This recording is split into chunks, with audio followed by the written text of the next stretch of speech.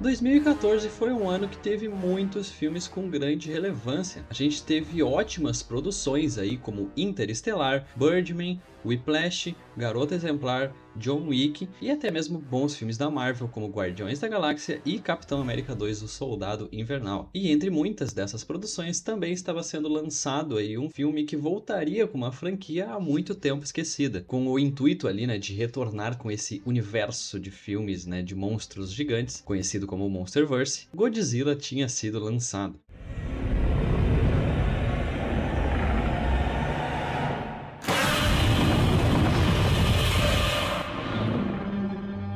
Um filme, né, que gira em torno ali da humanidade descobrindo que criaturas gigantes habitam a Terra, que são obviamente, né, tão antigas quanto a civilização. Mas obviamente existia uma pequena crítica sobre esse filme, já que ele focava muito na relação dos humanos e pouco nas lutinhas ali das criaturas. Algo que, por um exemplo, foi corrigido aí ao decorrer da franquia com Godzilla 2: O Rei dos Monstros. E basicamente estabelecendo essa ideia de universo, a Legendary começou a querer produzir aí algo que pudesse focar ao mesmo tempo, né, na vida dos humanos, mas também, obviamente, contando a história desses titãs, né. Foi aí então que conhecemos a Monarch, uma organização aí que foi criada para estudar e aprender sobre essas criaturas misteriosas, mostrando como essa ideia de acabar descobrindo tanto sobre essas criaturas quanto ao nosso próprio planeta possa ser uma coisa aí, né, passada de geração em geração e criando o que a gente pode chamar de legado. E aí galera, beleza? Quem fala com vocês é o Dudu e sejam muito bem-vindos a mais um vídeo aí de Peretz Resenha, nosso segundo episódio desse novo quadro. Bom, o primeiro episódio foi muito bem, né, o nosso episódio piloto, digamos assim. Obviamente não teve 100 views ou mais, né, mas enfim, só de ter tido ali um pouco mais views do que o normal já foi bem legal, então eu já agradeço desde já. E como eu prometi, né, vai ser lançado cada vez mais vídeos desse quadro. Obviamente eu não vou parar porque ou talvez um vídeo vá menos ou mais, né, então não importa se o último foi bom e esse aqui, por exemplo, talvez seja ruim, enfim.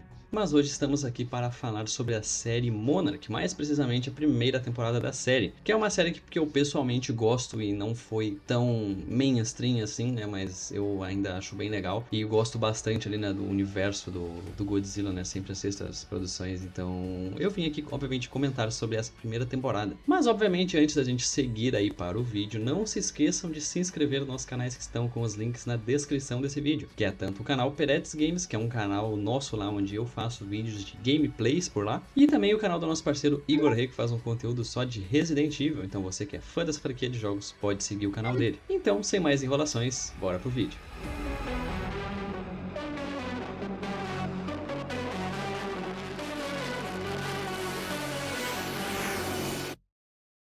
Bom, como eu citei no primeiro episódio, né, esse quadro aqui, como ele funciona por tópicos, no episódio passado eu acabei explicando cada tópico, mas obviamente eu falei que essa ia ser a única vez que ia acontecer isso, então é isso aí que vai acontecer. Então, obviamente, vamos para a parte sem spoilers. Começando aqui, eu acho que não seria um spoiler dizer que a série tem dois pontos no tempo, né, que vai ser tanto o passado, né, com a criação da Monarch, então vai explicar toda justamente essa criação, e também o presente, né, que a gente pode chamar aqui, que conta ali a história de uma personagem que está em busca de uma coisa que ela perdeu. Como a premissa da série é justamente essa de focar no desenvolvimento da Monarch e nos humanos, né? E obviamente também nessa relação entre as pessoas, então ela é uma série muito mais humana do que criaturas. Você justamente pode imaginar aí que não vai encontrar tantas criaturas, por um exemplo, como tu acharia no segundo filme de Godzilla, por um exemplo. Mas obviamente os que aparecem nessa série são bem legais e valem a pena ali a espera. E também, como se trata ali, né, do universo de Godzilla, você pode esperar encontrar aí o famoso Rei dos Monstros algumas vezes. E pra mim, pessoalmente, são alguns dos melhores momentos da série. Mas obviamente não desanime pensando que só porque a série é focada nos humanos que ela tenha uma história escassa ou sem graça. E na verdade é justamente ao contrário. E claro, né, se tratando de uma série aqui, os personagens vão ter bastante tempo de desenvolvimento e tem tramas ali que são bem legais de acompanhar, tanto no passado quanto no presente. E como se já não bastasse, né, ela tem vários elementos, nessa série possui vários elementos que só tem a agregar aí ao universo e, né, num geral, e tornar ele cada vez mais rico. Seja essa criação de regras de como o mundo funciona e até mesmo, né, como o estudo desses monstros pode ser uma coisa interessante. com um elenco composto aí por Mari Yamamoto, Wyatt Russell, Anders Holm, e aqui, né, fica esse pequeno detalhe que talvez você já tenha visto o personagem que ele vai interpretar aqui, que é o Bill Renda, que ele aparece lá em Kong de 2017. Ele é aquele velho lá, né, que vai levar os personagens, né, os protagonistas para a Ilha da Caveira. E justamente, né, a série começa com esse personagem, né, no caso a versão dele de 2017 ali de Kong. Eu não sei se isso vai chegar até você, espero que sim. Na verdade não, porque provavelmente significa que eu tô morto e talvez você não fique tão triste com isso. Mas talvez eu possa deixar algo pro futuro. Um legado. Anna Sawai, Kurt Russell, Kirsey Clemons e Ren Watabe. Para falar sobre a história, eu vou fazer, como ela é contada de uma forma diferente, eu vou fazer de uma forma diferente também. Eu primeiro vou contar a parte do passado e depois, obviamente, a parte do presente. Começando, então, obviamente, pelo passado, a série se passa na década de 50. E o principal ponto dela é o encontro ali inesperado entre três pessoas, Keiko, Bill e Lee, que após os três juntos ali, né, passarem por uma experiência de descobrir criaturas no nosso mundo, eles decidem começar a estudar e, obviamente, comprovar a existência dessas criaturas. É incrível.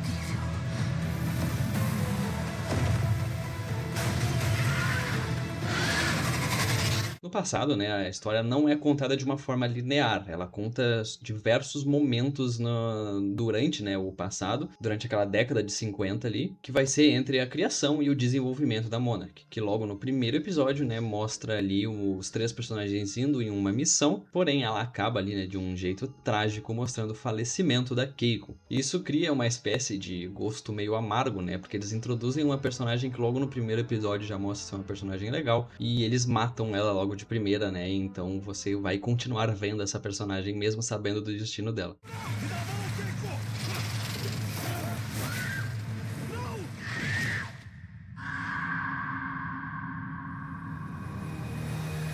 E com o decorrer dessa história, a gente vai ver ali vários desafios e obstáculos que essa equipe vai enfrentar, seja por problemas ali de patrocínio ou de permissão do próprio exército americano, e também até mesmo falta de provas e, enfim, que possam mostrar que o trabalho deles está dando certo, né? Com o tempo ali, né, a Keiko e o Bill vão começar a se aproximar cada vez mais e vão ao longo do tempo ali se tornando um casal. E só que ao mesmo tempo ali, né, o Lee vai acabar se apaixonando pela Keiko secretamente, né, mesmo sabendo da relação entre ela e o Bill. Um detalhe aqui é que a Keiko tem um filho de outro casamento, né, chamado Hiroshi. E guarda esse nome que ele pode ser um pouco importante. Esse é o meu filho, Hiroshi. Oi. E também vamos ter aí a aparição, né, do Godzilla algumas vezes, e inclusive até um pouquinho menor do que a gente conhece ele lá nos filmes. Até porque, justamente, né, se passa mais de 50 anos do filme, né, então ele era um pouquinho menor. E a gente tem até essa pequena relação entre a Keiko e o próprio Godzilla, né, ela meio que vai se apegar, de certa forma, um pouco a ele, por achar ele uma criatura incrível, né.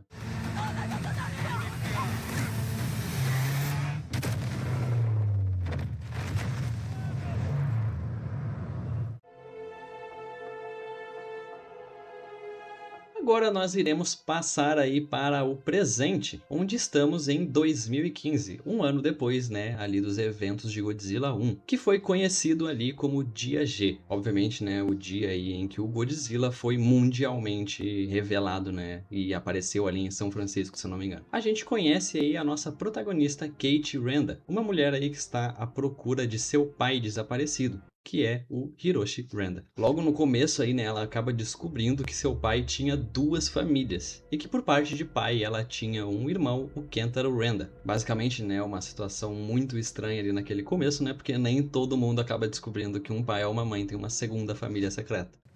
Eu tenho as chaves. Onde conseguiu isso? Encontrei na mesa do meu pai junto com o contrato desse apartamento no nome dele.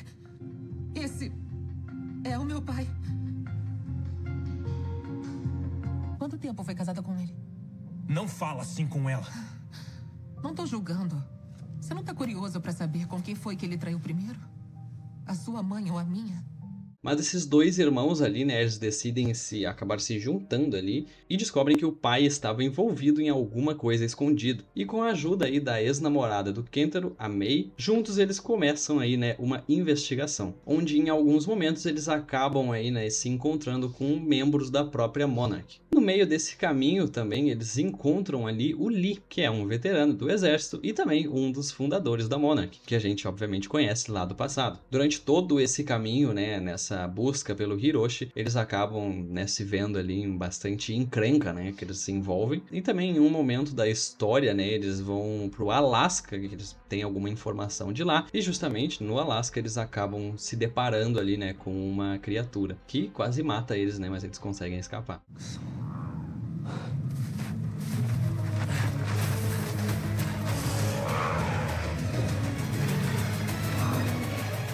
Além, obviamente, da família Randa, a história entre o passado e o presente também se liga a uma coisa. Tanto Bill no passado quanto Hiroshi no presente estudavam ali uma teoria que as criaturas conseguiam se mover ali por portais de um mundo escondido, conhecido por Axis Mundi, um local que ficaria entre a Terra normal e a Terra Oca. E vale destacar também, né, que nesse universo a teoria da Terra Oca é real. Nas conclusões de ambos os períodos do tempo, a gente descobre que no passado o Lee já visitou esse lugar. Ele foi enviado em uma missão em 1962. Ele ficou lá por pouco tempo, mas ele conseguiu retornar. Mas com um certo problema. Ele volta 20 anos depois, em 1982. Você desapareceu durante a Operação Ampulheta em 1962. Há 20 anos. Tio Lee. Então, né, basicamente já dá pra entender que o tempo lá não se passa de uma forma exatamente lógica. E no presente, ali no finalzinho da história, a gente tem ali um conflito entre a Monarch e o Lee. E no meio de uma confusão inteira ali, um portal se abre embaixo deles. E a Kate, a Mei e o Lee acabam parando nesse Axis Mundi. Eles acabam de início se separando, né, mas com o tempo ali eles se juntam e vão tentar encontrar uma saída pra sair dali, né. Mas no meio disso, eles encontram uma pessoa totalmente inesperada.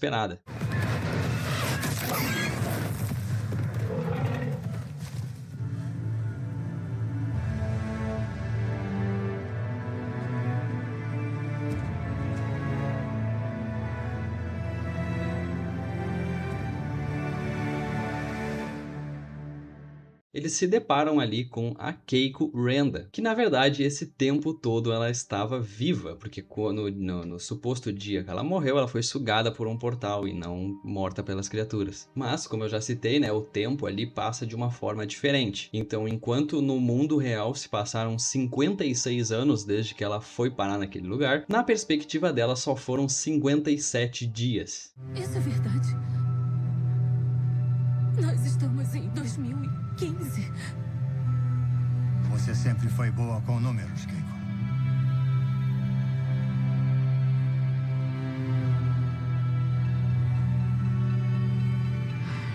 Após eles quase serem atacados ali por um titã que ficava no local, criando ali um momento praticamente o ápice da série, o Godzilla aparece em, com certeza, uma das melhores cenas da série. Ele confronta aquela criatura, permitindo com que os personagens pudessem voltar ao mundo real.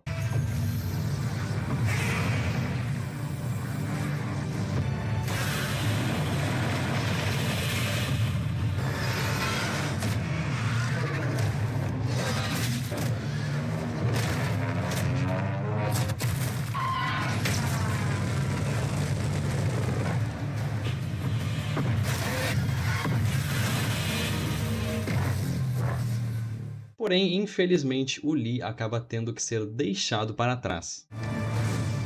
Tá tudo bem, Keiko. Obrigado. Por tudo.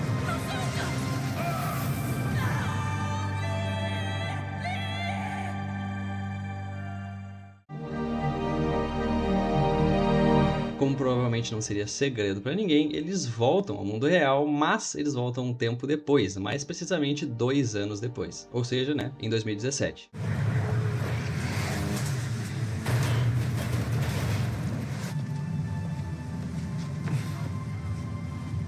Bem-vinda de volta. Ai,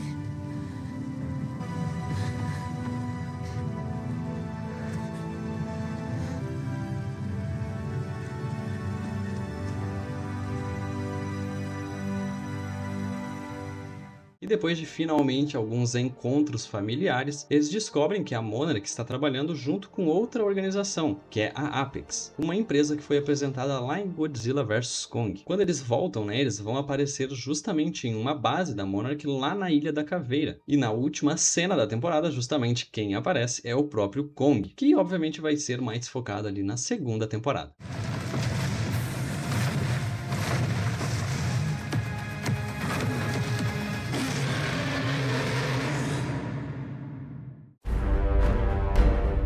Bom, dando uma rápida opinião agora sobre a história, eu sinceramente acho ela uma história legal. Eu acho que ela tem alguns pontos mais altos e outros mais baixos, mas no geral eu gosto bastante desse filme e eu gosto principalmente mais ainda desse universo. Eu sempre gostei muito dos filmes, né, do Godzilla, né, principalmente depois ali de Godzilla 2, que é muito legal. Então, quando eu assisti essa série pela primeira vez, eu gostei muito, assim, eu acho que ela tem um desenvolvimento bem legal. E acho que justamente o ponto que as pessoas reclamavam nos filmes do Godzilla, que tem muita história humana, aqui obviamente também vai ter muita, 90% da série é a história humana entre os personagens. Mas ela é desenvolvida de uma forma legal, os personagens são genuínos, entendeu? Então eu sinceramente acho bem legal. Agora, dando uma focada um pouco mais nos personagens, vamos começar com a Kate Randa, a nossa protagonista. Eu sinceramente acho ela uma boa protagonista. Ela tem ali, né, tipo, uma personalidade marcante, ela tem ambições bem estruturadas, então ela não vai ser uma personagem que não seja constante consigo mesma, né? Então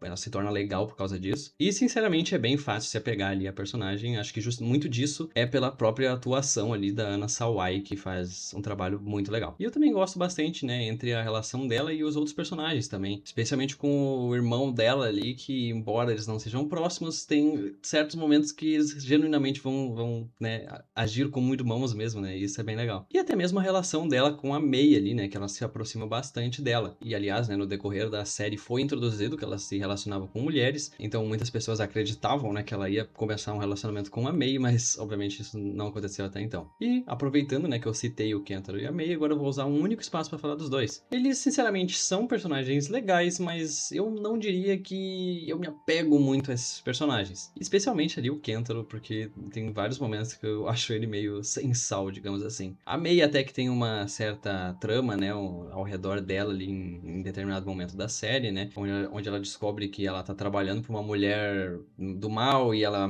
vai meio que, acho que apaga os dados de pesquisa e aí, tipo, ela vira procurada por causa disso e tal. Mas, tipo assim, é uma coisa que esses personagens não são ruins, tipo assim, eles não são negativos na série pra mim, mas eles não têm um destaque muito legal que me faz olhar pra esses personagens e falar, meu Deus, eu gosto muito desses personagens. Não tem exatamente isso. Talvez a May até tenha um pouco em determinados momentos pra mim, mas o Kentaro com certeza não. Falando agora sobre o Lee, eu sinceramente acho que tanto no passado quanto no presente, ele é um ótimo personagem. Ele vai ter ali, né, diversas camadas, né, então ele vai ser um personagem de diversos momentos e mostra ali, né, como que uma pessoa pode mudar de uma pra outra completamente, porque de certa forma ele mantém a mesma pessoa entre o passado e o futuro, né, o presente no caso, mas ele também vai mudar drasticamente de algumas opiniões e tal. E mesmo que em algumas partes ele possa ser mostrado como um certo vilão, bem entre aspas, ele é um personagem que vai ter, obviamente, suas próprias ambições que não são difíceis de tu entender. E eu acho que, sinceramente, fazem sentido pelo que o personagem passou. Chegando na Keiko, acho que não tem um jeito melhor de começar a falar sobre esse personagem, a não ser dizer que ela é, pra mim, a melhor personagem da série. Ou, obviamente, pelo menos da primeira temporada. Ela é uma personagem que vai ter ali uma personalidade bem única e ela tem ali objetivos bem concretos, digamos assim, né? Aquela personagem que vai visar sempre fazer o que ela acha certo. Mas acima disso tudo, obviamente, eu também acho que ela é uma personagem muito carismática. E eu acho que eles fazem essa coisa de tu se apegar a ela muito bem logo no primeiro episódio e mostrar que ela morre. Porque tu genuinamente acredita que ela morreu e tu vai continuar vendo a personagem e tu sempre vai se sentir mal quando lembrar que a personagem, entre aspas, morre. E isso faz com que o plot twist dela parecer viva no final seja muito bacana. Porque tu fica pensando, porra, será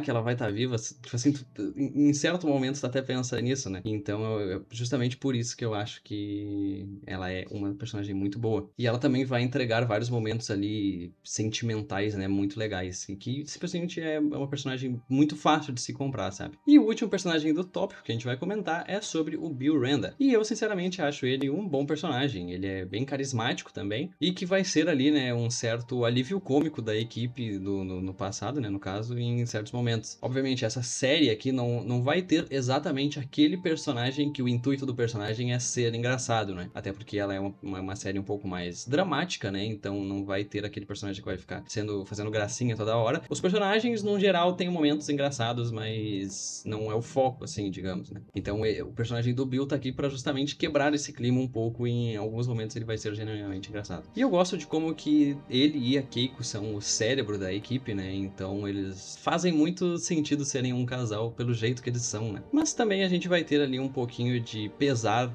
pelo personagem, né? Porque a gente sabe o destino dele ali no filme do Kong, né? Mas isso vai ser explorado um pouco mais ali na segunda temporada. Ele é com certeza alguém que a gente não esperava que ia entregar alguma coisa legal, mas ele acaba superando um pouco as expectativas, sabe? Dando uma finalizada aqui, né? Falando sobre talvez algumas coisas positivas e negativas, eu gosto de como que essa série agrega ainda mais ao universo, sabe? Definitivamente torna ele um pouco mais interessante depois de tu assistir a série. Mas talvez alguns momentos possam ser um pouco de headcanon, né? Porque, obviamente, quando o Kong foi feito, quando o Godzilla 1 foi feito, não foi feito pensando na série, né? Então, pode ser que tenha alguma coisinha ou outra que eu, sinceramente, não sei. Eu não conheço nenhum erro de continuidade dessa série, né? Então, pode ser que não tenha, né? Só que essa série vir depois e justamente contar antes é uma coisa que, em alguns momentos, pode parecer um pouco, talvez, estranho, né? Uma coisa, por um exemplo, é que a Keiko e o Lee, obviamente, né, com exceção do Bill, que ele aparece lá em 2017, mas esses três não são citados como os fundadores da Monarch. E são justamente eles que começaram essa ideia. E logo no filme 2, né, de Godzilla, é focado justamente mais na Monarch. Então, a gente acaba tendo essa coisa de tipo, pô, por que esses personagens não aparecem nos universos dos filmes até agora, sabe? Então, eu sinceramente acharia meio difícil eles não serem citados fora da série, né? Até porque eles são as pessoas que fundaram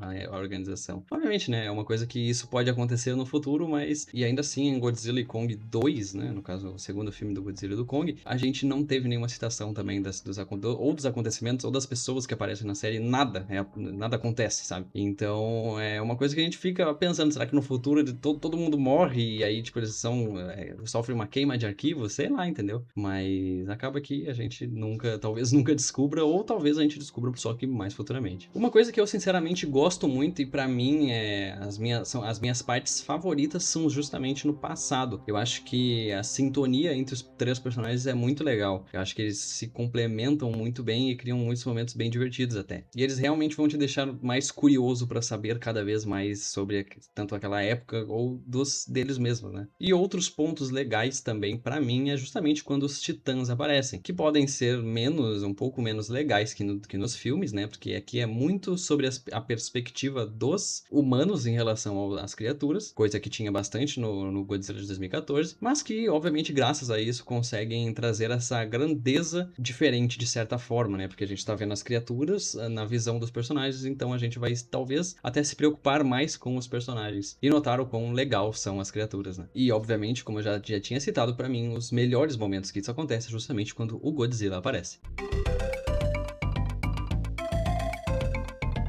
Sobre coisas que eu desgostei, né, além de um pouco dessa espécie de headcanon dos personagens não serem citados, né, os personagens da série em relação aos filmes, eu acho que não tem exatamente muitos pontos negativos, pelo menos nessa primeira temporada pra mim. Mas uma coisa que definitivamente eu sinto é que talvez um episódio ou outro possa ser um pouco arrastado. Não exatamente o episódio em si, mas os momentos dos episódios. Um exemplo aqui é o episódio do Alasca, onde um dos protagonistas, né, vão ficar presos no Alasca o episódio inteiro.